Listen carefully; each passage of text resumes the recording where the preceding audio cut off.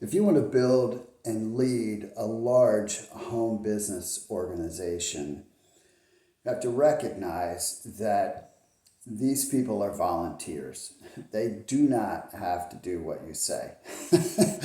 They are choosing to be a part of your organization, and you have no authority over these people. The only way that you can lead a home-based organization is as a servant. That's it. You have to recognize that, first of all, you're making a choice that you want to lead them. And in making that choice, you have to recognize that you have to grow yourself and that you have to invest in them. You have to invest your time. You have to share your knowledge. You have to do everything you can to help that person grow up. But you can't tell them what to do. Now, yes, there are going to be times where you give them basics to follow, of course, right? They don't, especially newer people to your organization, they don't know what they don't know, and you have to provide that for them. But you don't have any right to tell them what to do. And you have to actually earn the right to even be heard. I mean, by definition, you're going to know more than they do.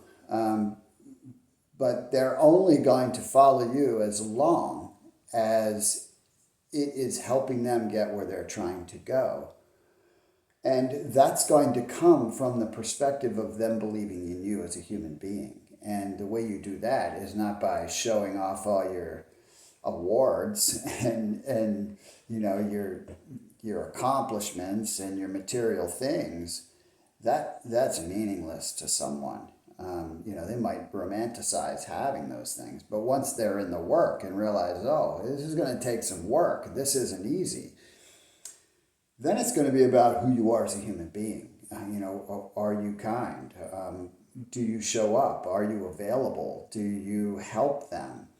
Do you care about them? Those things are vital in developing the relationships that create sustainability. And you are leading nothing if it's not sustainable. I mean, you're Pied Pipering.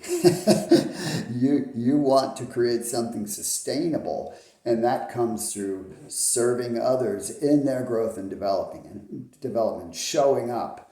And you have to do that for yourself, right? Because you're not always going to be on every day. You're not going to wake up and feel tremendous every day, but yet everybody's looking to you. And so you have to show up every day. And the only way you do that is to take care of yourself and make sure you're taking care of your relationships. That's three circles living.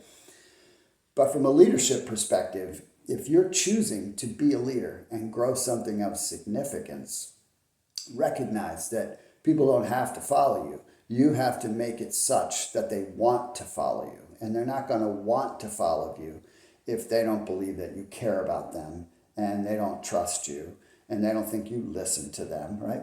Those are inherent for human beings. And the most important thing you have in your work is not your product, and it's not your compensation model.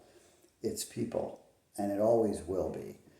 So make sure that you are showing up in a way that represents the ultimate servant for those people, and you'll end up leading a lot of people.